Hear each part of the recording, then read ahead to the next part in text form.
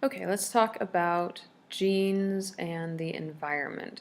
So intelligence must be related to the way the brain functions because the brain underlies both reasoning and learning. But there's no reason to think that intelligence must be related to genes. Because intelligence has many facets, we wouldn't expect it to be determined by a single gene or even a small number of genes. In fact, researchers have had trouble identifying any individual genes that are related to uh, the G factor, the general factor of intelligence. Studies have shown that multiple genes contribute to intelligence, not just one single one, and do so in different ways. For example, a proportion or a portion of DNA has been found to be associated with one specific type of spatial ability, but not necessarily with the G factor of intelligence. So it seems like the general intelligence, Spearman's idea of that, is really all of these different combinations of genetics working together to create that. The most common method of assessing the contribution of genes is, of course, looking at adoption studies. These studies are comparing the IQ scores of adopted children with the IQ scores of their adoptive and biological relatives. In some adoption studies, tests are given to twins who were separated soon after birth, adopted into different families. And because the twins were reared in different homes, any similarities between them would reflect that their genetics are the same rather than their environment. Adoption studies really show us that the correlation of IQs for, if you look at adult identical twins who are raised apart, is higher than both that for fraternal twins and for non-twin siblings, even when they're raised together. An adopted child's IQ correlates higher with the bio mother's IQ than with the adoptive mother's IQ. And although the IQs of an adopted child and biological children in the family are similar, they're positively correlated. By the time the children grow up, there's virtually no correlation whatsoever. Other studies have tried to assess the role played by genes in determining IQ by comparing the IQs of people with different numbers of genes in common. So the results show that the more genes that are in common, the higher the correlation. So genetics is definitely playing a big role here. The usual estimate is that the heritability of IQ is approximately 0.50, which means that half the variation in IQ can be attributed to heredity. When we look at heritability estimates, they're indicating what proportion of the observed variability in whatever characteristic, in this case intelligence, within the population is caused by inherited or genetic factors. Now, heritability estimates have no bearing on how much of one particular individual's personal intelligence is the result of his or her genes. A number that denotes heritability refers to the proportion of variation within the population, not the proportion of the characteristics that is inherited by an individual. So the Human Genome Project was a pretty cool study that was actually done when I was a kid. It enabled researchers to study the genetic basis of intellectual abilities and to establish relationships between the presence of a certain gene and intelligence. So basically, they mapped everybody's, the full human genome. So researchers can compare directly the abilities of people who possess different genes. They see that on the chromosomes, and then they can take that and say what characteristics do the people who all have this type of gene have. So for an example, one researcher found that people who have the NCSTNB haplotype, or HapB gene, scored higher on a test of verbal reasoning than people who don't have that gene.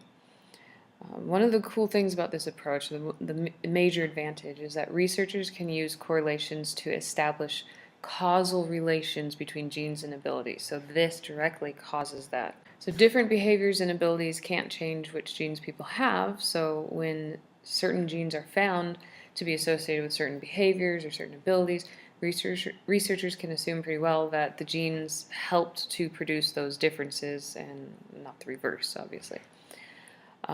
So one thing researchers have begun doing, which is different than in the past, is combining twin studies with brain scanning techniques to discover whether the size of specific brain areas are under genetic control, and whether they're related to intelligence.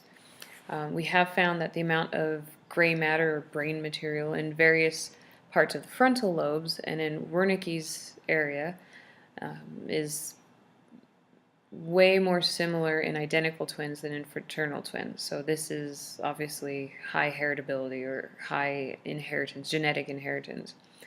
And then the IQ scores of these twins were really highly correlated with the amount of gray matter in the frontal lobes. So probably the amount of gray matter, it may not be the cause of intelligence. Again, the environment could cause that gray matter to develop. Both the amount of gray matter and the IQ scores could result from other factors. For example, genes that affect the efficiency of neural transmission, so how fast the electricity goes from one neuron to another, could contribute to the amount of gray matter. Or maybe some twins are energetic and others are lethargic, so the energetic one will engage in more stimulating activities, which causes the neurons to grow, increases the IQ. And these temperaments themselves could be genetic or they could be environmental. So if we look at parents, their offspring, non-twin siblings, fraternal twins, they all share the same amount of common genes, on average 50%.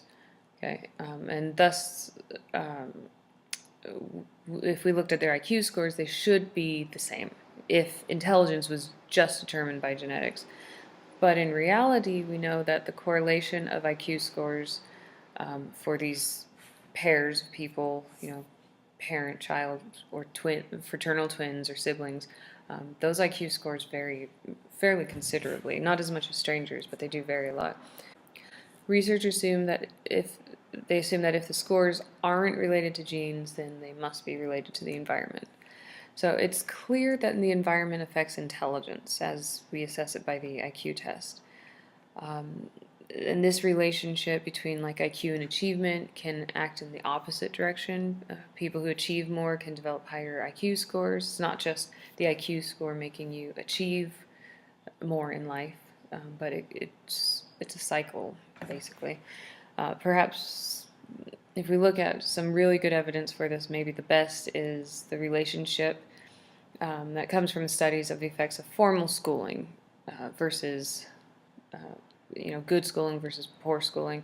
For example, if you looked at the poor black children moving from the rural South to Philadelphia back in the 1940s, their IQs increased by a bit more than half a point for each year that they spent in their new schools. So this new environment helped to increase their intelligence.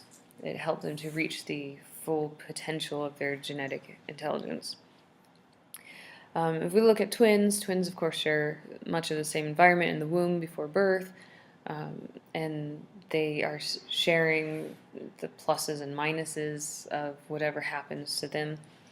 Whereas if you look at siblings or fraternal twins, well, not fraternal twins, but just siblings that maybe mom was smoking during one pregnancy and in another. So anyways, twins share a very similar environment as well as genetics.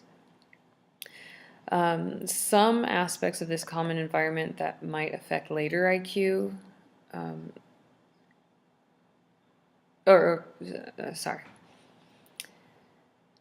this common environment could affect later IQ. So for example, the smoking that I was talking about potentially decreases IQ. And even when these twins are separated at birth and raised apart, they still had this initial common environment. So even looking at adoption studies, it can be difficult to say, is this environmental or is this genetic? Interestingly, about 2/3 of all identical twins share the same placenta and amniotic sac, and that actually makes them less similar because the twins are competing for resources, which is sort of interesting. One twin will, be in the favored position. They receive more nutrients. So they're usually bigger than the other twin, and there can be some pretty big disparities in weight and length at birth than with fraternal twins. So their early environment may make them more or less similar than the genes themselves would dictate.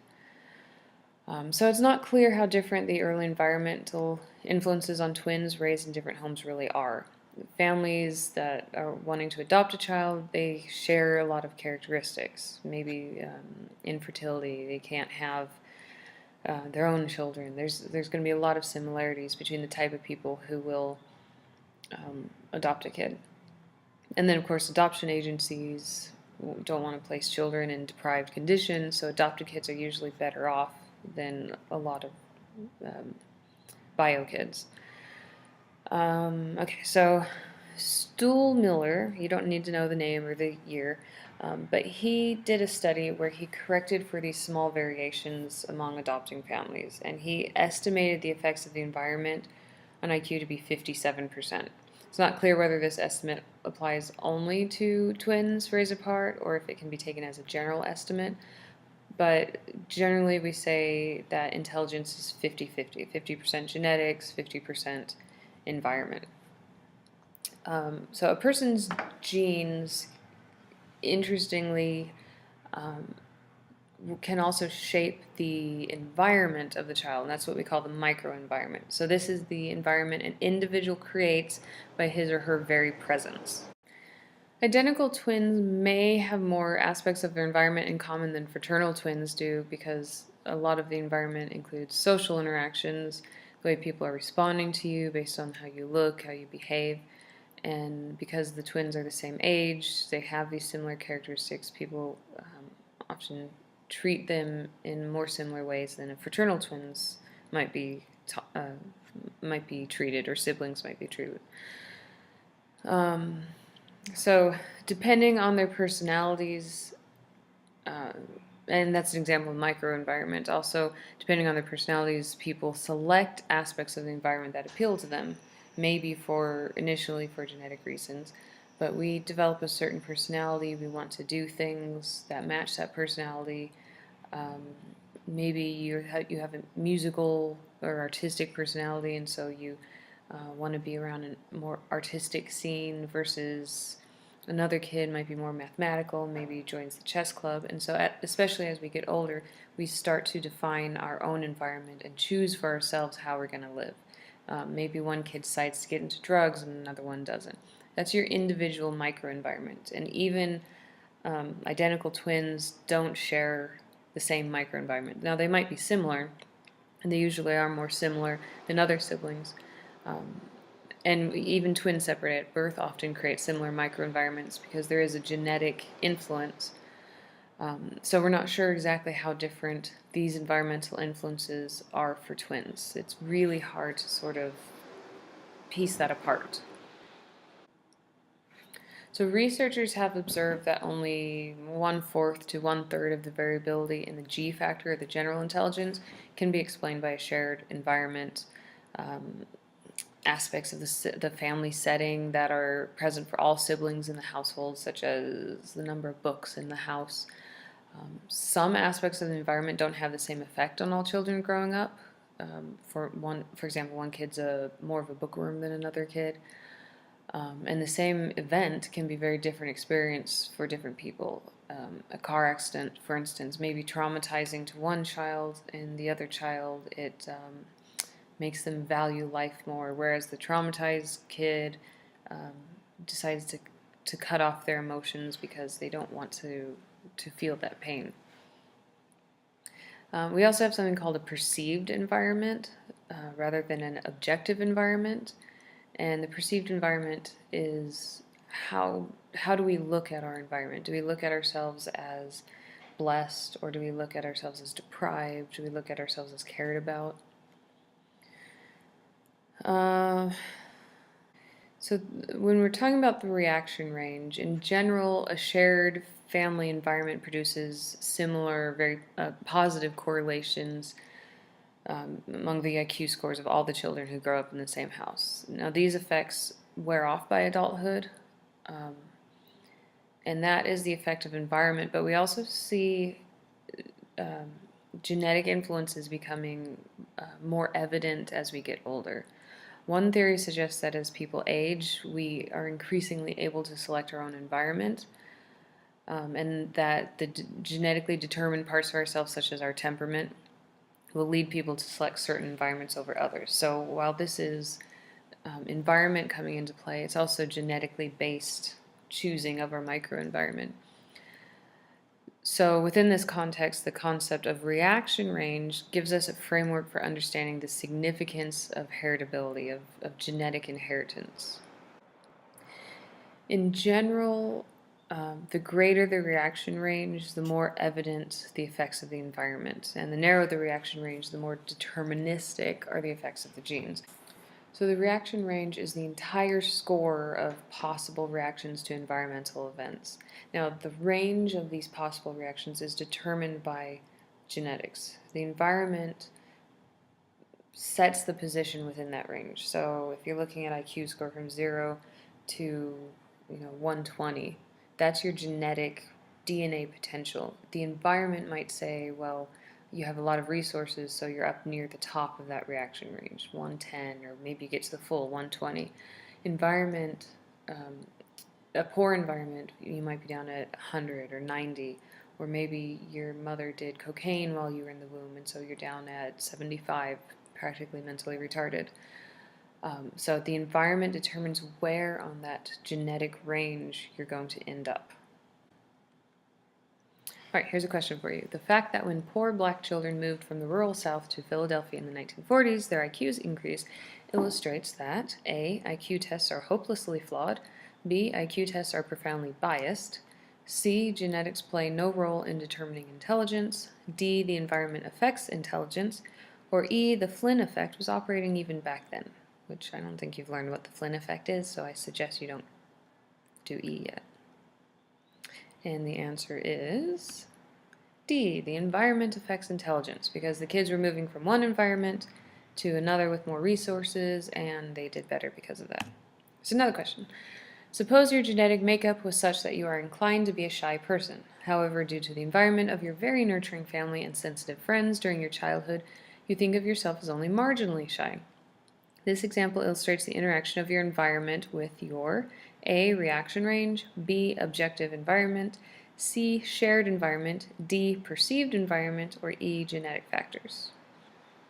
And the answer is A, reaction range. And again, it's reaction range because you have the ability, the genetic potential to be not shy at all or very shy, and the way you're raised determines where on that level of shyness you are. So good family, marginally shy. Family that teased you a lot, made fun of you, very shy.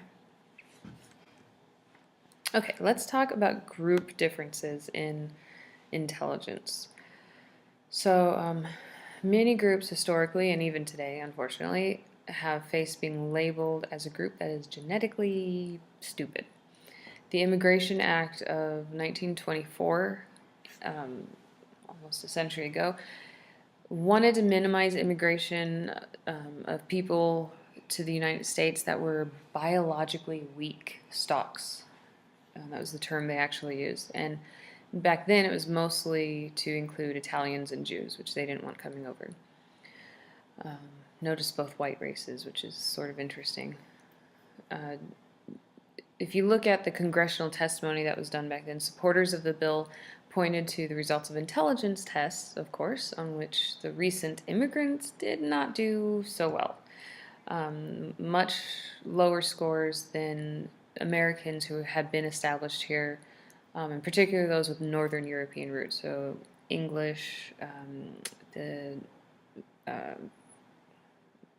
Scandinavian countries, Finland, Sweden, places like that.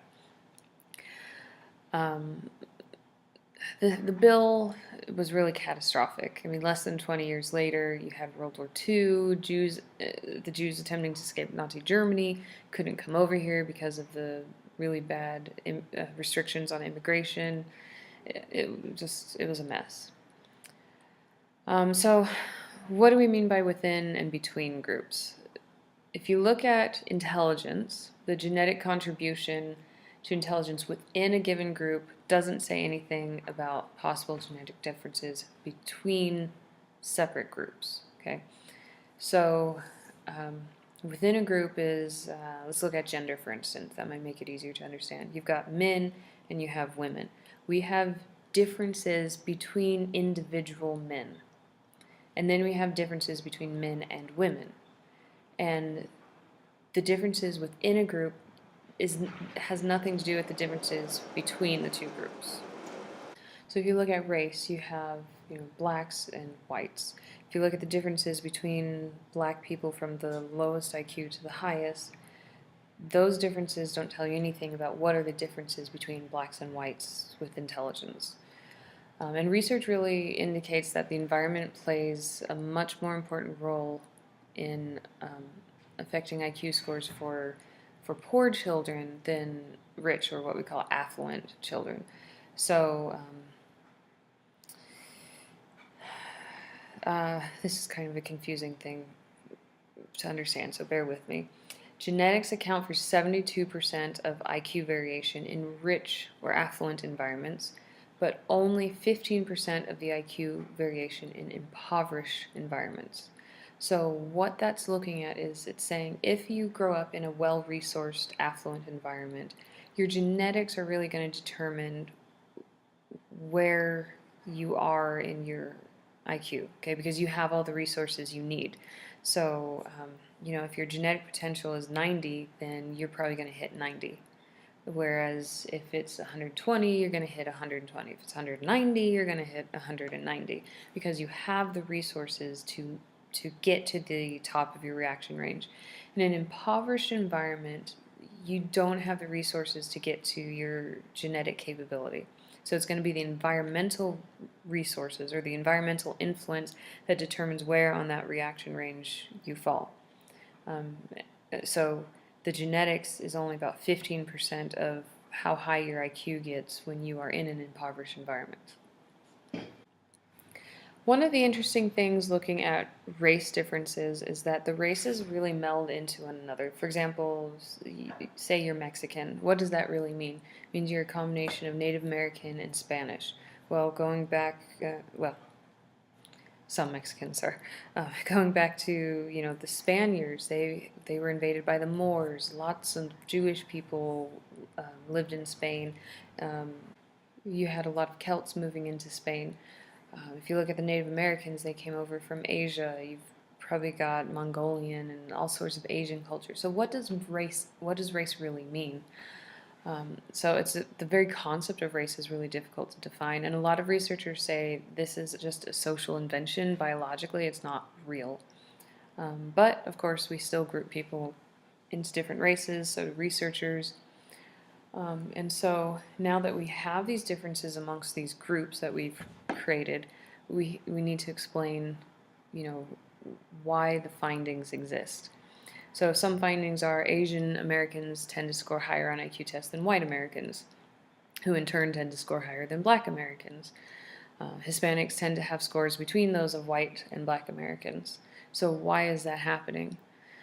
Why, for instance, do blacks in America do so poorly? Well, and this is something that's attracted a lot of attention, a lot of controversy over it. We used to say that they did poorly because they have bad genetics. And the IQ score is huge, traditionally speaking. It's narrowing a lot, but it's pretty big. It's a 10 to 15 point difference in scores between white and black Americans. But this does not necessarily imply genetic differences. Could that, in theory, be a reason? Yes. But, as good researchers, good psychologists, we need to look beyond that and see if there's something else that accounts for it. So some have argued that the disparity in test scores reflects the fact that the tests were designed for a white middle-class culture, and so they're biased against black Americans who have a different set of life experiences. So this is what we call test bias. That scores or that tests are set up for certain people, and not necessarily on purpose, but they're set up for certain people to do well and certain people to do bad. That they don't match what it should really be what it should really be testing for. It's not a valid test. And this could, of course, apply to both the verbal and the general information parts of the IQ test. But the real race differences we see in IQ scores is present even on the performance parts of the test, which says to us that it's not just test bias, because the verbal and general information, that's really the knowledge that we've learned. Performance is our ability to think through a problem. So just as simple, the tests are biased, explanation is probably not correct. There's more to that.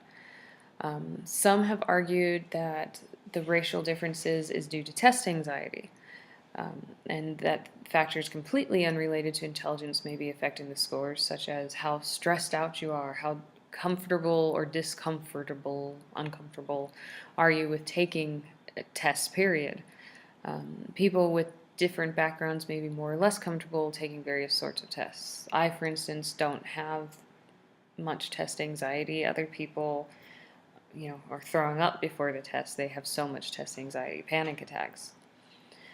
And we do see that African Americans have a lot more test anxiety than white Americans in general have. That's not true of everyone. Again, that's a between group difference versus a within group difference. Within the group, you have blacks who have lots of anxiety and don't, and same with whites. But if you look between the groups, then the black population in America tends to have higher test anxiety than the white population in general. Some more arguments are for that the environment is causing this. Comes from studies that show that the people who are best off in our country tend to score higher on IQ tests, and so do their children. Blacks usually make less money than whites, and this, of course, could lead to less resources, lead them to have lower scoring than whites on the tests. And of course, there's a lot of support for that, because if you look at poor whites, they also do way more poorly than whites who have money. Another possibility is that black Americans tend to have inferior schooling. This is changing, but blacks are much more likely to live in inner city areas, poor areas, which of course offer poor schooling. And of course the whites kids that go to those schools, the Mexican kids that go to those schools, they all are performing less well on the IQ test also. Now, one researcher found that there's no difference in intelligence among black and white children when they begin kindergarten. Okay, if you control for different variables, like how rich are the parents, what's the parents' schooling level, etc. However, after 2 years of school, blacks score notably worse than whites. Okay, so that's supporting the idea that it's the schooling, and these aren't the same kindergartens, these are different kindergartens. That's supporting the schooling that the blacks are doing worse, and within the same schools, maybe they're being treated differently than the white kids, possibly. The possibility that blacks are attending inferior schools might also explain a report that was done that the differences in black and white intelligence scores has not changed over the 20-year period this study was done, 1972 to 1996. This researcher assessed intelligence by looking at scores on a 10-item vocabulary test, and blacks consistently did worse than whites. Other research shows, and again, a vocabulary test indicates environments. They haven't been taught to have an extensive vocabulary. That's an environmental thing, not genetic. Other research shows that blacks do just as well as whites on vocabulary tests, provided that they have had the opportunity to learn the words. Okay, so if a white person and a black person has been educated the same, they do the same. Not a big surprise. At least not today, it's not a big surprise. So researchers argue that blacks just haven't had an equal opportunity to learn a lot of the words that are typically on a vocabulary test, which of course is consistent with the hypothesis that they tend to go to inferior schools. Okay. But on the other hand, the quality of school is probably not the whole story. For example, parents on welfare talk to their children less than working class and professional parents do. If you talk to your kids less, they have a smaller vocabulary. They tend to have less books in their home. They tend to let their kids watch more TV. There's a lot of sort of negatives to that socioeconomic status. Not that welfare is causing that, it's just, well, it could be, but probably not welfare itself is causing that. But the type of situation that gets you into a welfare position is not conducive generally to a good parenting. And again, that's not everybody, but it is something that tends to go together. But this doesn't explain everything. For example, why do black children who are adopted into white families have lower IQ scores by the time they reach their teenage years than their white siblings? That's really an interesting question. And these children are attending the same schools. They have the same family environment. So what's causing those differences? Some have argued the microenvironment is playing a key role in the IQ score differences. Obviously we look differently. People are going to treat us different. Even if you're growing up in the same household, you hear stories about African Americans who have very light skin and are taken for white people, and how different their experience of life is. Okay, and I think it's changing somewhat in different areas. I mean, it's changing a lot. If you look back at a century ago, there's a huge difference in how we treat people of various looks, but it's still there. Even in California, which is probably one of the most tolerant states for racial differences, it's still there.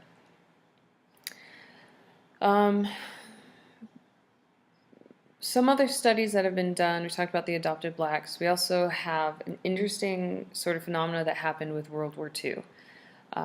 There was a study done that looked at German children that were fathered by white or African American, white Americans or African American servicemen immediately after World War II. I don't know what happened in World War II, but evidently the American soldiers really liked the Frauleins in Germany, so there was a lot of babies there. And so they looked to see what the IQ score of these kids were. And in theory, if this is genetic, the kids who are half black should have, if their fathers had lower IQs, then the children should have had lower IQs.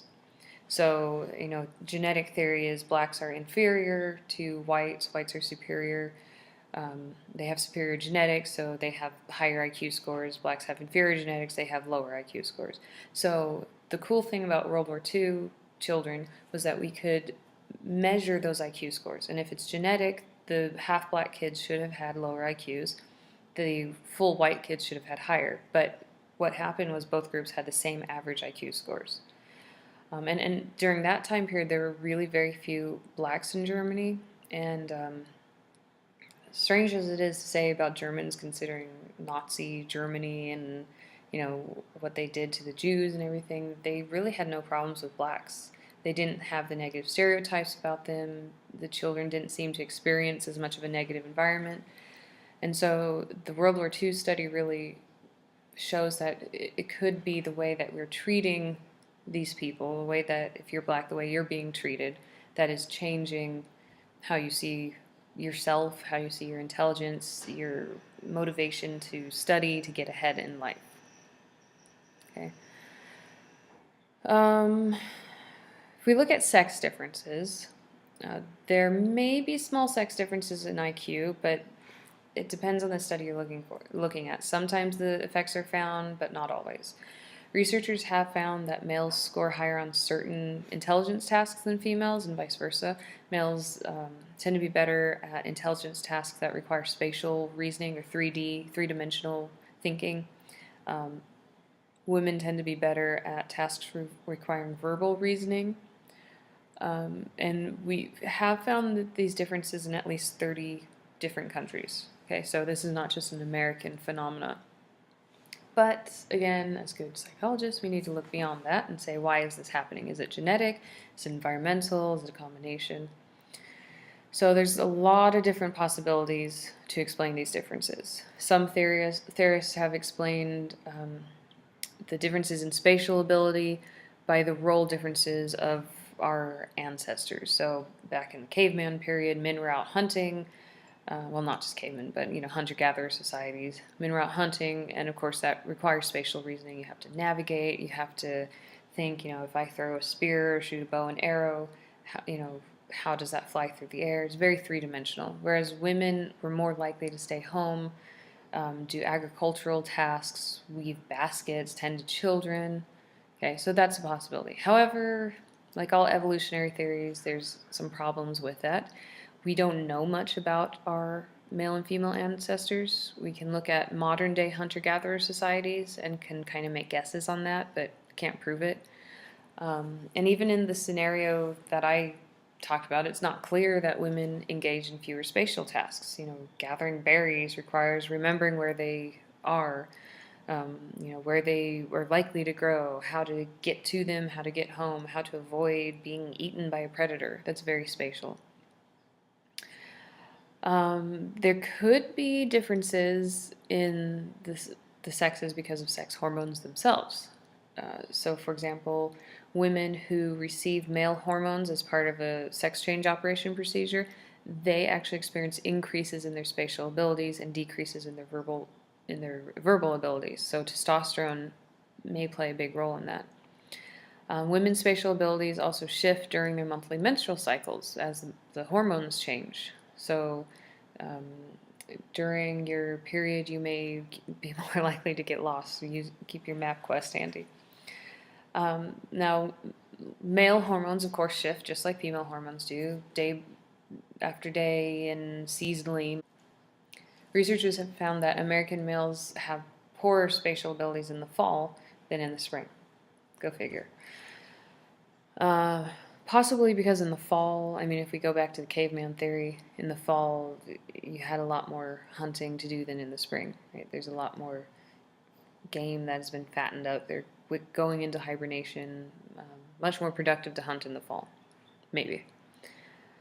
Now, the hormones are the highest in the fall, and which my previous statement you would expect that would mean spatial reasoning should go up, but actually it goes down.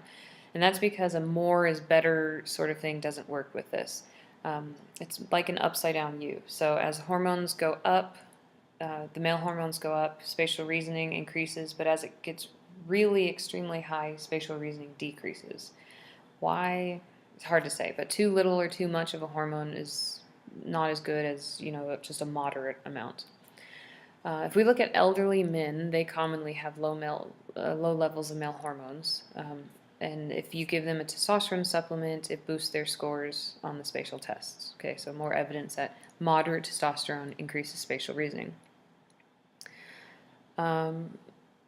But these aren't always found, so it probably also depends on some other things going on that we just don't know about.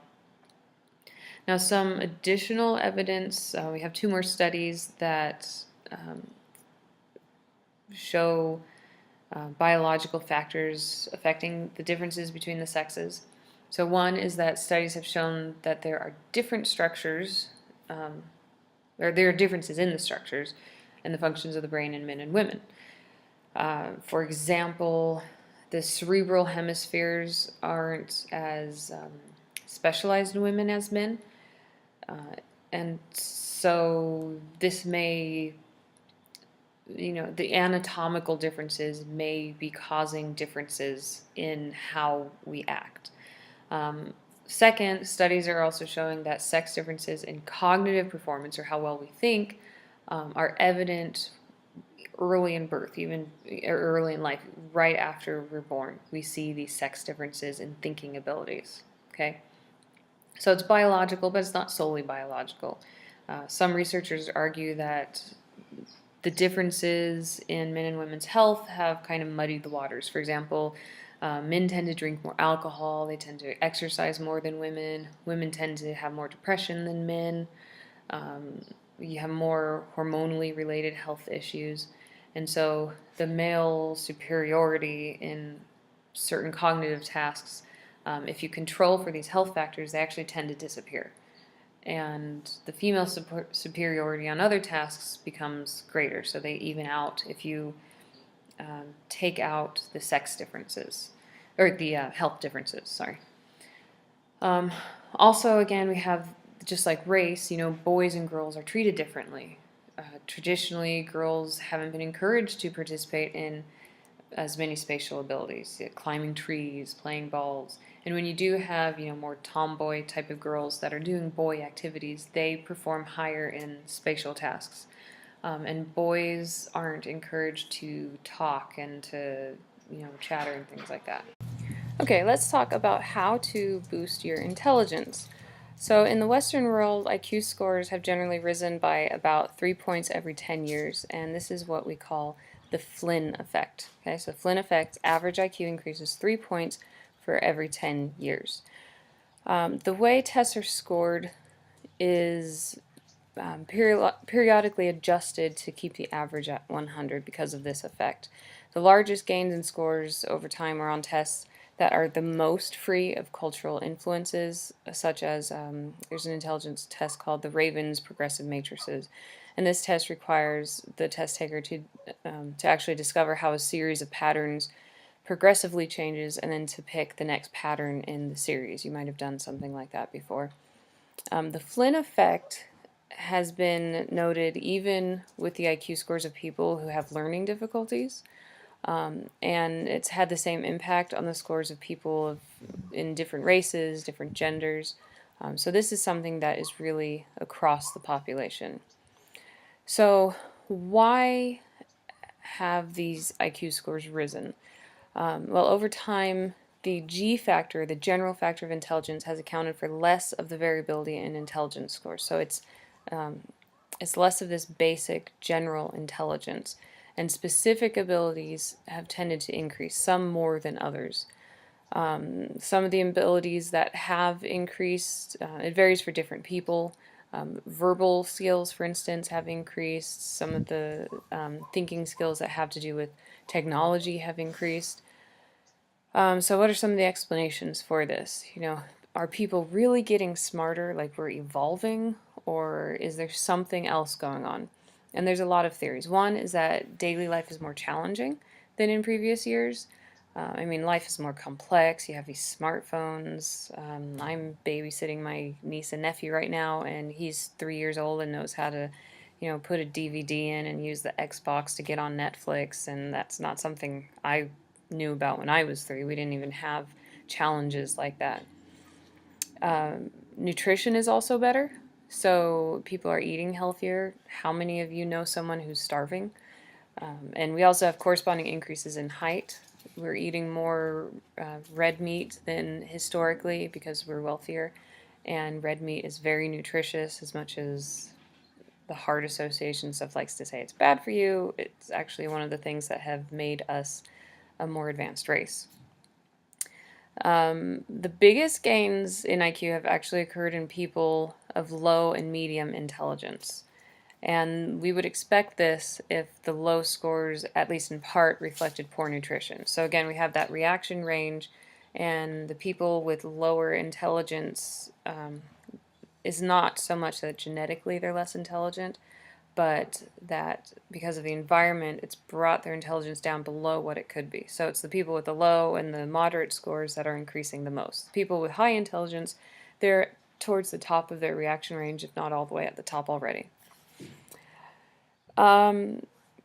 So we've seen a decrease in low scores because of nutrition, and nutrition levels, they vary across the population. So nutrition alone is not, it's not enough to explain the whole Flynn effect. So another explanation might be that maybe intelligence itself hasn't risen, but the kind of reasoning ability that's useful in taking tests. So teachers teaching to the test, teaching you how to take tests. The technology that we have today may make people more comfortable with abstract thinking and the type of critical thinking that we do require for test taking. So we're just better at taking the IQ test than previously. But this explanation doesn't really account for real-world indicators of intelligent behavior, such as the number of people playing intellectual games, the level of scientific productivity. These have all risen along with the IQ scores. So it's not simply we're better at taking the test, but that we actually are more intelligent. So there's sort of research on both sides. Researchers also have looked at something called hybrid vigor, which is an interesting term. It's sort of, I always think of it as Nazi-ish, but it's kind of anti-Nazi, where it's saying that instead of looking at a pure race, people actually are smarter, healthier, better off if the races are mixed. And you see this like if you look at a mixed race kid, the children tend to be healthier, they often tend to be better looking. If you go to populations where there's a lot of purity in the race, you actually have a lot more health problems, lower intelligence, things like that. So the mixing of races, the mixing of people, weeds out the recessive genes that are often the bad genes. Okay, so if you have one person with a bad gene and another person with a good gene, you're not helping, Avalon. Thank you. Yes, okay. Then the person with the if there is a good gene, it will overcome that recessive bad gene. But if you have people who are very similarly related, often they'll both have that bad gene, and so then it will be expressed. So hybrid vigor basically is weeding out those bad genes. So the more interracial we are, the healthier, the smarter we are, the better off we are. With the Pygmalion effect, this is a really interesting sort of concept. The Pygmalion effect was really looking at student-teacher interaction and how this could affect intelligence. So they performed a study, two guys named Rosenthal and Jacobson performed a study in a public elementary school in San Francisco, and these students were given a nonverbal intelligence test, which is the best sort of thing to do for young kids. The researchers chose 20% of the children in 3 classrooms at each of them in 6th grade. All the kids were in 6th grade. There's no difference in the intelligence between this group of 20% and the remaining children. On average, they were pretty similar. The researchers told the teachers that these 20% of children had done exceptionally well on the IQ test and that they should expect to see these children just, grow in leaps and bounds intellectually. And at the end of the year, those children that the teachers thought were smarter showed larger gains in intelligence scores than their classmates. Not surprising. So the teachers thought that kids had greater intellectual potential. They treated them like they had greater intellectual potential. The teachers were more warm towards the students. They put more effort into teaching them more information, more difficult information. They called on these students more often. They gave them more of their time to answer questions, to give them feedback on their performance. They helped with providing the correct answers after the wrong ones were offered. So this is what we call a self-fulfilling prophecy. What you expect to happen, you act in a way to make it happen. So the teachers expected the students to be smarter, and they acted in a way that actually increased their students' intelligence. And this study's been repeated multiple times, and every time that comes out as true. And it's especially true if the teachers don't know the children very well. So if the teacher already has a good relationship with the kids, then they already have a sense of how smart they are, and what the researchers tell them doesn't matter because they already know if your kid is smart or dumb. So we have done a lot of educational programs and social programs designed to raise intelligence, like Head Start. That was started in the 1960s, and it was for disadvantaged children to try to prepare them to succeed in school. Most of these intelligence raising programs really only have short-term gains in IQ, and these gains evaporate with time. So it's hard to say if they're really helpful. Would those kids have done worse? Would they have, sorry, I'm covered in dog hair here. Would they have matched the intelligence of the rest of the kids, or not?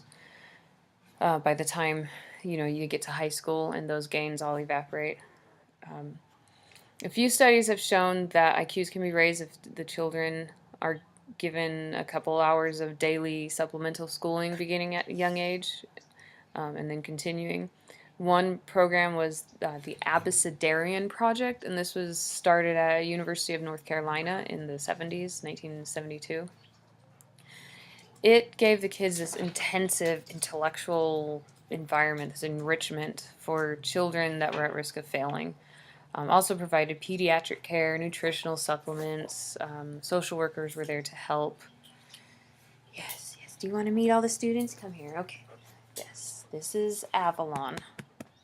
She's our old lady golden retriever, or my sister's old lady golden retriever. Okay, your 15 seconds of fame are up. There you go. Thank you. All right. So Abecedarian Project. Yeah, so it provided this sort of big-time supplemental programs, specialized daycare. It was between 6 and 8 hours a day, 5 days a week. And then after 5 years of that, they go into public kindergarten. By teenage years, when the Head Start program, those gains evaporate. By age 15, the kids who had been in the Abecedarian Project still had higher IQ scores by about 5 points. So, which isn't huge, but it's helpful, especially for kids at risk of failing. And the other skills, even if it doesn't raise their IQ much, they get a lot of skills that might help them to succeed in school and work. So it was a pretty good project. Unfortunately, Head Start is really still the popular one, which doesn't make any sense to me, but I don't run the government, unfortunately. So the key to whether one of these programs works or not probably lies in how these programs are helping the participants. So is it reorganizing how they think? Are they learning new strategies for making decisions, for organizing problems, for remembering information? Are they learning how to plan and monitor their progress? Do they figure out when to stop and change strategies? This isn't working, so do something else. Are they learning to recognize a situation that requires them to use a particular type of thinking? And this really is an approach that we call a cognitive apprenticeship. It's a way that people are coached how to think. It's something parents should be doing for their children, but obviously not every parent is going to be doing that. See, I don't have this on the slide either, but I'll talk about it anyways. I think I mentioned it earlier with blacks and test taking, so I'll go back to that real quick. There's something called stereotype threat, which I talked about how African Americans have a lot more anxiety with test taking. So in one study, African Americans and white American college students were asked to take a test, and it included the most difficult test questions from the GRE, the Graduate Record Examination, which is a test you have to take to get into graduate school. And they found that Black Americans, this does not extend necessarily to every country, did more poorly than white Americans when they thought that the test measured their intelligence, or when the participants were asked to list their race before the test. So if they were told this isn't measuring your intelligence, it has nothing to do with that, or there was no mention of their race, the blacks actually did better on it. So this is what we call stereotype threat. Their anxieties increase because they feel like this is going to make other blacks look bad, and then unfortunately you get the self-fulfilling prophecy going on, which is why I'm mentioning this in this slide. Sorry, I'm getting dog hair off me again. That they self-fulfill this prophecy about their race. They're afraid of making their race look bad, and that actually ends up making it look worse because they do worse on the test. So the thought is that asking Black Americans about race activates information in their long-term memory about these negative stereotypes, such as Black people aren't smart. And if people believe that negative stereotype, or they believe that it addresses issues that are important to them, then the mere possibility that they're seen as conforming to this image is threatening, a stereotype threat. And just like the other studies, these sort of findings have been replicated by many others and other groups also. It applies not only to race but to sex, old age, homosexuality, athletic ability. If it's going to activate a negative, if it's going to activate a negative stereotype, then you're going to perform worse. So these studies illustrate the interactions of events at the levels of the brain, the person, the group, like we talked about in Chapter 1. The level of the brain, when a person's threatened, the body's releasing dopamine, norepinephrine. These neurotransmitters are causing the fight or flight response, causes anxiety, releases cortisol, you can't think as well. When confronted by an emergency physically, a person wants to act quickly, decisively. That's why we need this adrenaline or epinephrine. But even though that's a good response in an emergency, it's a sucky response when you're taking a test. That's not something you want. So all of these neurotransmitters, they're helping the fight or flight response, but they're disrupting the frontal lobes that are involved in memory. So you can't remember the things that you've studied. And then stress also releases protein kinase C, which is a chemical that also disrupts working memory. And it can cause the person to become easily distracted. They can become impulsive. They can have impaired judgment. So none of these things are good in life, basically, or in test taking for sure. So that's the level of the brain. The level of the person, stereotypes really deal with the beliefs a person holds in their individual self.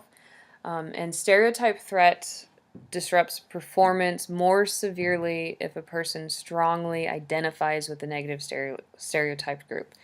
So, for example, my dad's Shawnee Indian, so I'm half Shawnee Indian, and if I felt like really passionate about my Shawnee heritage, and somebody comes up and says, the Shawnee were sissy Indians, then I would be really upset about that, which I would, because I do identify strongly, and they were definitely not a sissy tribe of Indians.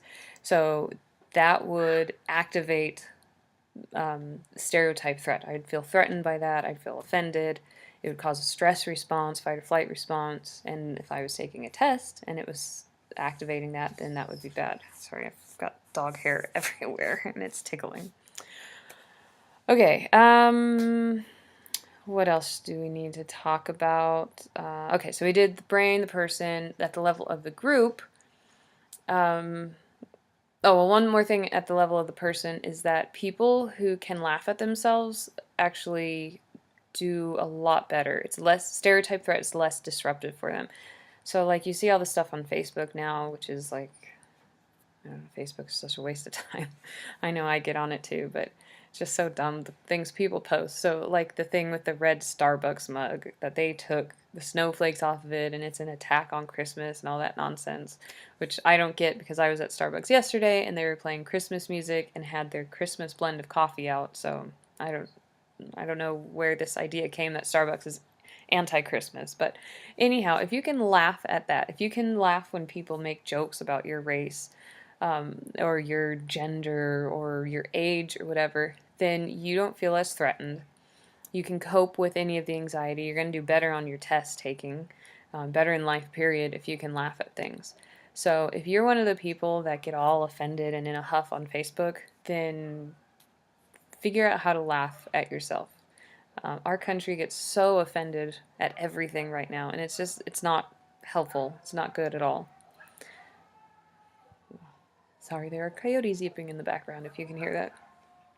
Kind of out in the country right now. So, level of the group. Social interaction is what implants stereotypes. You're taught by others, by the media, by your family, by your friends, to have these stereotypes. And social interaction can also alleviate stereotypes as well as the effects of stereotype threat.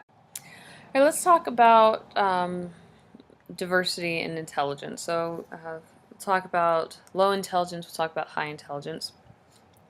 So mental retardation, of course, is what we call people with low intelligence, which is an IQ score of less than 70. We used to call them, moron was actually a scientific name for it, idiot was a scientific name for it, and of course those became insults, and so then we changed them. Right now, calling someone retarded is also fairly politically incorrect, so we have intellectually challenged, although mental retardation is still the official terminology. That hasn't changed. So we have two criteria in addition to an IQ less than 70, at least according to the American Association for Mental Retardation. One is significant limitations in two or more everyday abilities, such as communicating with others, taking care of themselves, directing themselves, and then the presence of the condition since childhood. Okay, so that and that affects about 4, possibly up to 7 million Americans. So that's 1 of every 10 families in the U.S. is directly affected by mental retardation, which unfortunately is, I mean, it's not huge, but it's impacting a lot of people. Good news is, just as IQ is on the rise, mild mental retardation appears to be on the decline. And that's probably because of nutrition, better health care. Bad news is, because of the Flynn effect, the norms for the IQ test are periodically adjusted. So, last year's 103 is this year's 100. So the bad news is that someone who one day isn't considered mentally retarded can wake up the next day and discover that they have been reclassified as retarded. And you think, okay, it's not a big deal. It's not like it changes who the person is, but it can really disrupt their life. So, for instance, you're trying out for the military. You have to have an IQ of a certain level, and now all of a sudden, whereas yesterday you'd qualify, today you may not qualify for admission into the military or into school or something like that. Now, when we talk about mental retardation, this does not mean by any sense of the word that they don't have an ability to learn. Retardation, if you're in music, you've heard the word to retard something or retardando or things like that. It means to slow down. So they're just learning slower than non-retarded people. So mildly retarded people who are high functioning, they can learn to function just as well as us regular adults. We have a lot of behavioral techniques where we can shape their behavior, reinforce behavior that helps them, and even severely retarded people can master a lot of tasks. And then we have these what we call islands of excellence, whereas they may be very retarded in a certain area, they perform really well. And there's a range of this. Savants have an extreme excellence in a particular ability. Sometimes a couple abilities, but usually it's just one. So when we're looking at mental retardation, what's causing it? Usually it's that the brain fails to develop properly for whatever reason. Often happens in the womb during development, could happen during childhood. There's genetic and environmental causes that can lead to this, but sadly 1/3 of the causes for mental retardation isn't even known at this point. So we only know the cause of 2/3 of why children are mentally retarded, which is really difficult for the family. So let's look at a few of the various types of mental retardation. Mutations in genes, big cause. There's mutations in more than 280 separate genes that have been found to lead to mental retardation. Down syndrome's probably the most common genetic cause. These kids have an average IQ of 55, which is low, but it's not, it's functional. So, that's why we see a lot of children with Down syndrome or people with Down syndrome in public, because they can function fairly well. But the degree varies widely. So you have some that can function extremely well and some that can't. The most common form of Down syndrome, because there's actually a few different forms of it, results from the creation of an extra chromosome during conception. So they actually have an extra chromosome than what they should have. And this extra chromosome prevents neurons from developing properly so that the action potentials or the electricity that goes from one neuron to another doesn't operate normally. And of course, Down syndrome is more likely to occur in children of older mothers and fathers. I don't know if the book mentions that, but women 35 and older, the chances of Down syndrome skyrockets. Men 40 or older, the chance of Down syndrome starts to skyrocket as well. Fragile X syndrome is the second most common cause of mental retardation. in this syndrome, you've got a small bit of DNA on the X chromosome. Okay, so you've got girls XY, boys XX. Or I'm sorry, other way around. Girls XX, boys XY. Okay, girls have the same two, boys have X and Y. They're missing the extra leg. So there's a little bit of DNA on the X chromosome that repeats itself over and over again. And this makes the chromosome more likely to break off.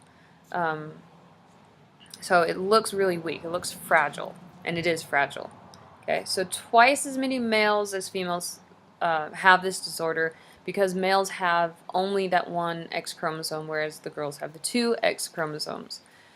And it's really rare that the girls have the fragile X part of the chromosome on both, or the fragile part, yeah, I said that right, the fragile part of the X chromosome on both chromosomes. So and this is why boys suffer from more genetic disorders, period, because they are missing that extra leg. And what happens is, if on that extra leg, let's say on the first one, you've got a mess up on the chromosome, on the second one, if you have that, it can cover up for the mistakes of the first one.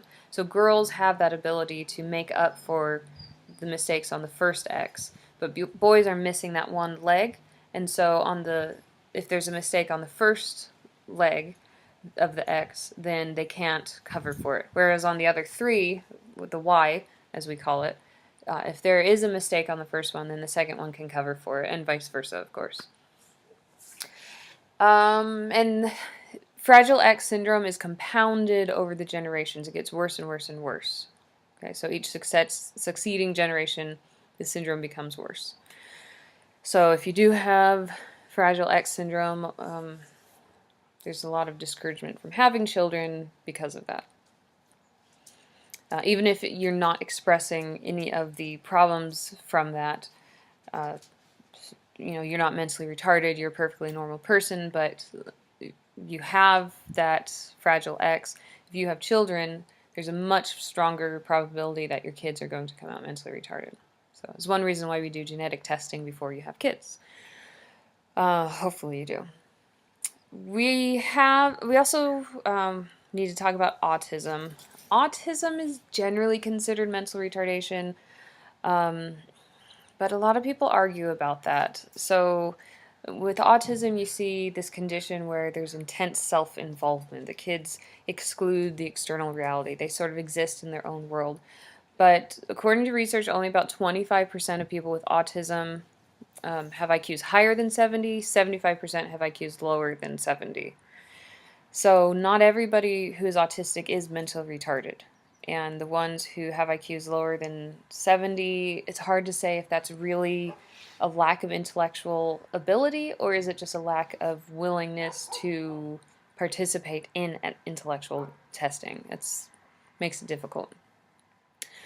So depending on the severity of autism, people who have that, they could behave in like socially bizarre ways, very disoriented, repetitive body movements such as spinning in circles, difficulty paying attention. They can often be very self-destructive. So how many kids do we have being born with autism? Estimates show a range from 3 of every 10,000 live births to 1 of 500 live births. So the research kind of varies, but it's really high and it's increasing. Some of the latest research is suggesting that it may be up to like 1, I think I saw 1 in 100 births, which is a huge percentage of the population. And then things like if you live next to a freeway, the percentage is higher, so there's probably some environmental effects there. But it is highly heritable, okay? It's genetic. If you have it, your kids are going to have it. If your siblings have it, your kids are more likely to have it. It is genetic. And it's also more likely to happen with boys than girls, which means that it might have to do with that missing part of the chromosome, the Y chromosome for boys. 4 times as many boys are affected by autism than girls. Okay, let's look at environmental influences on mental retardation. So, most famous one is fetal alcohol syndrome. Mom drinks during pregnancy. The child can be born with fetal alcohol syndrome, which of course includes some level of mental retardation. And it's hard to predict what is going to cause that, how severe it's going to be. You often have distinct facial features like Down syndrome, eyes that are wider apart, flatter nose. There's a look to fetal alcohol syndrome. And how much alcohol it takes, nobody really knows. There's estimates, and one day researchers will say, don't drink any alcohol. The next day they say, a little alcohol is okay. I don't know. Personally, if I was pregnant, I would avoid it just because I wouldn't want to take the risk. And there's other ways to get the benefits of drinking alcohol, such as eating your fruits and vegetables or being on a ketogenic diet. That's much more helpful. Other effects. You can have childhood diseases. The fetus you're malnourished while you're pregnant, or the child is malnourished after birth. They get rubella, diabetes. You have diabetes. You have HIV. You have too many x-rays while pregnant. You get sick. The baby gets sick. You take antibiotics, aspirin. All of these things can influence whether the child is born mentally retarded. Sorry.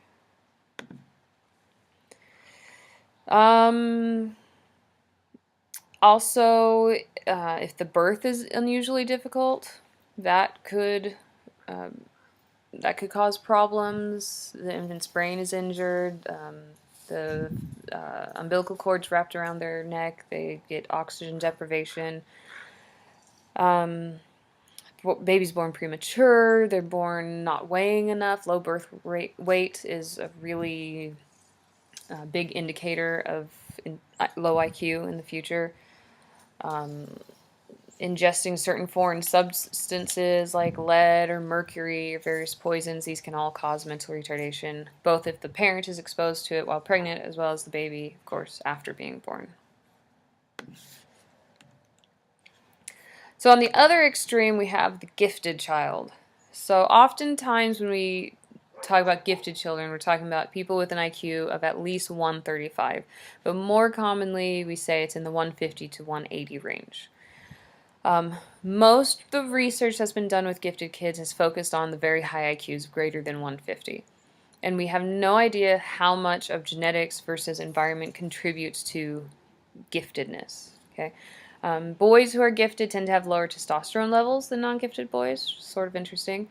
Whereas the gifted girls actually tend to have a bit higher testosterone than the non-gifted girls. Okay, we're not sure exactly what that does, but it seems like there are some biological factors that predispose some people to becoming gifted. Children can be gifted in certain areas, and they're very likely to be gifted in certain areas and not others. So when we look at prodigies, these are children with immense talent in a particular area, but not necessarily in other areas. So they might be really good at music, but they suck in fixing things or socialization.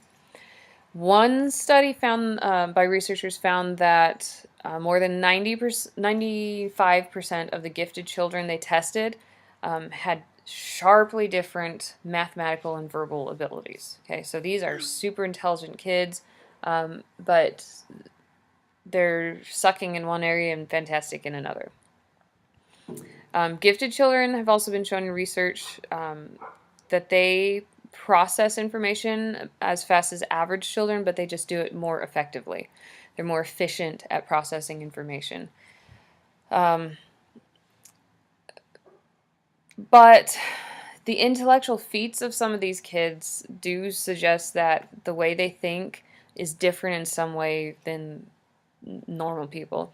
So gifted children seem to be able to just exceptionally intuit solutions to problems. They don't really have to think it through deeply. They don't have to spend a lot of time on it. It just pops into their head. Like for instance, Mozart would be able to compose entire operas in his head, and he composed great masterpieces overnight, and he didn't have to work at things very hard. But on the other hand, they're usually extraordinarily passionate, and so while things come easy to them, often they're motivated in the areas that they are interested in because they have this really huge passion. There are prices to having this gift, to being so smart. They tend to be socially awkward, treated as geeks or nerds, tend to be solitary, introverted, and they have about twice the rate of emotional and social problems as non-gifted children. So they do pay a price for that. Many and then that's one of the downsides to it, and the upside for normal people is that just because you're gifted doesn't mean you're going to be fantastic in life, and because you are fantastic as a child doesn't, or not fantastic as a child, you could still be a fantastic adult. Many adults with distinguished careers showed no signs of giftedness as children. And most gifted kids grow up to be pretty ordinary adults, too.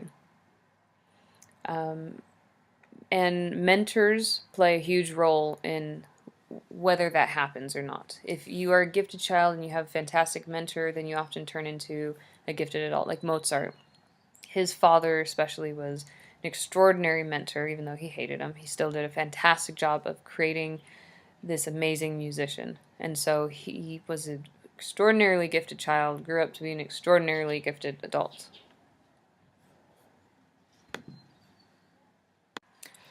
So we can't talk about intelligence without talking about creativity. Like we were just mentioning, Mozart, very creative genius. And creativity really is the heart of intelligence. It lies at the heart of many forms of intelligence. And when we look at creativity, we're saying it's the ability to produce something original of high quality, or to devise an effective new way of solving a problem. Okay? It's the ability to produce something original of high quality, or to devise a new way of solving a problem. When we look at creativity, there's three abilities that really go into it. The ability to recognize and develop a novel or new approach to something, the ability to consider a problem from multiple angles, to change points of view repeatedly, and the ability to develop a simple idea in different and more advanced ways.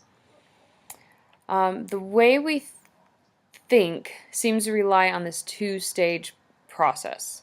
So intelligent people, they generate a variety of possible solutions to a problem. They interpret among them and then select among those solutions. Whereas people with low creativity seem to say, okay, I need to solve this problem, here's one solution, and they go with it. Or maybe here's two solutions. But creative people think, okay, here's 50 solutions. So let's say you have a kid that's acting up. Well, the non-creative parent just yells at them. That's all they can think to do. Or maybe they smack them or something. But the creative parent thinks, well, I could send them out into the backyard to pick up dog poop. I could, put them in timeout. I could make them write a letter to the sibling that they, hurt their feelings. There's all of these things that I could do. And then they make a decision about which is the best one for this problem. And this two-stage process is really a key aspect of creative cognition or creative thinking, in which the processes of normal thinking function to produce novel solutions to problems. So in other words, it's not that they're thinking any different, it's just they're using normal thinking more efficiently, more effectively. And that's the difference between a creative person and a non-creative person. If we look at a study, there's one study of creative cognition that involved giving participants shapes and asking them to mentally combine the shapes to create something that was recognizable. And so creative people, of course, were able to come up with a lot more, animals or house or whatever than non-creative people. To be creative in the first phase of creative cognition involves, of course, producing a lot of potential solutions. And what seems to be particularly important biologically is the right cerebral hemisphere.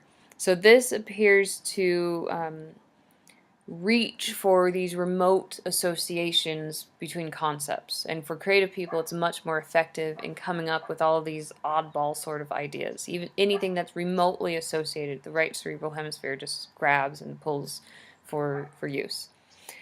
The participants in this study were more creative if they combined shapes without a goal in mind at the outset. So they didn't have an idea of, this is what I'm going to do with these shapes. They simply started combining things and then interpreted the combinations later.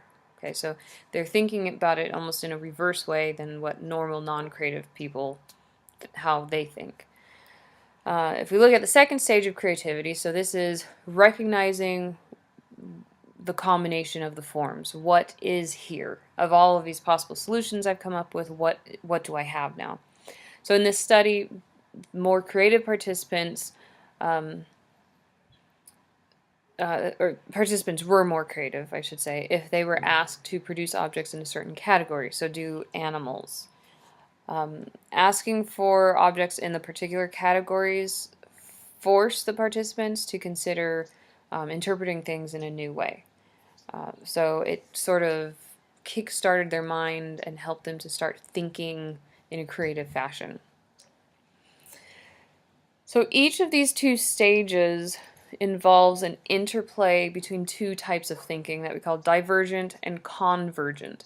With divergent thinking, the person comes at the problem from a number of different angles, exploring, a variety of approaches to a solution before settling on the one. So you come from multiple places and you start at here's the problem and you sort of expand out into everything else and you explore. Okay. Convergent is the person is focusing on a particular approach to the problem and then works through steps sort of in a linear fashion to arrive at a solution. Convergent thinking plays a role in setting up the problem in the first place, and it helps to sort of cut back on the huge amount of ideas that divergent thinking comes up with. So creative people are doing both. They are using divergent thinking. They sort of explode out the idea to have all of these associations, all of these different angles of looking at it, and then they converge it back together and say, okay, this is what we're going to do. So it's both divergent and convergent. Creative people seem to have special abilities that affect both of these two stages. They make the loose associations and engage in divergent thinking, and they're able to both generate more possible solutions and then select among them effectively, the convergent. Okay, so last slide, thank goodness, because I am freezing out here. I guess maybe I shouldn't have just worn a tank top. But anyhow, what makes a person creative? So creative people do seem to have distinct personality characteristics. They are more able to keep their options open. They're less likely to make snap decisions about what the outcome of something is. They're good at seeing a problem from a new vantage point, from different angles. They're more flexible. They're better able to reorganize information that they get, better able especially to think and use analogies. They think in terms of analogies or metaphors or stories, more likely to use it. So for example, to use an analogy, I tend to tell a lot of stories in class, and that helps, I think that helps you to understand better. So creative people do that a lot. Creative people are much more likely to have high intelligence, although that's not necessarily the case. You do have people with lower intelligence who are creative. So intelligence and creativity are not the same thing. Okay? Not the same thing. They're associated, but they're not the same. Creative people also have a wide range of interests. The more things you do in life, the more things you're interested in, the more it sort of kickstarts the creative thinking process. They also don't like dogma. Dogma is rules. We often talk about religious dogma. So these are the rules of religion. So, the Pope says this or Pope says that. Or in the college, there's rules, the kind of clothes you're allowed to wear, how you're supposed to behave. Colleges have a lot less rules than like the business workplace. And so a lot of professors actually really enjoy working at a college or university because they're creative people, generally speaking, and creative people don't like rules. So, like, I can wear flip-flops to school, and that is totally allowed. What else? They often have high self-esteem. They're very confident in themselves. They like to work hard. They're usually very motivated, very persistent within their realm of what they're driven to create. So an artist will work really hard on their art, but they might be lazy in a lot of other areas of their life. And they're very knowledgeable about that area that they're passionate about. They're very knowledgeable about the skills. They know how to work with that knowledge in their relevant domain. So researchers are beginning to study what leads to creativity, the neural basis of creativity, but we don't really know a lot about the brains of creative people. We do know that not everything is genetic. There doesn't seem to be a strong genetic relationship. You can have parents who are highly creative and they raise kids that have no creativity and vice versa. But generally, if you're a creative parent, you create a creative environment for your children, and so they're much more likely to be creative. So it seems to be highly environmental. Creativity flourishes when the social circumstances are right. Okay, and the way you create a creative environment is just like the characteristics of a creative person. Okay, there's not a lot of rules. There's rules, but they're reasonable, they're flexible, and so on. Backgrounds, life backgrounds, personalities, all of these affect them. The amount of stress is not related to the level of creativity, which is something that a lot of us believe, including myself. So, I don't know, that's what the textbook says. I personally think if you've gone through a lot in life, then it tends to stimulate creativity, but it may just be a coincidence. I mean, think about a blues singer, right? Good blues singers have always gone through crap in life. But is that necessarily what made them creative? Research doesn't really support that. Whether you recognize a person's creativity, do you award your child for it, or does the school award you for being creative? Doesn't seem to affect increase or decrease creativity. As a matter of fact, if done in the wrong way, it could decrease the creativity because the kid feels pressure to behave in a way that pleases you. The most creative people have intermediate levels of formal education. So formal education does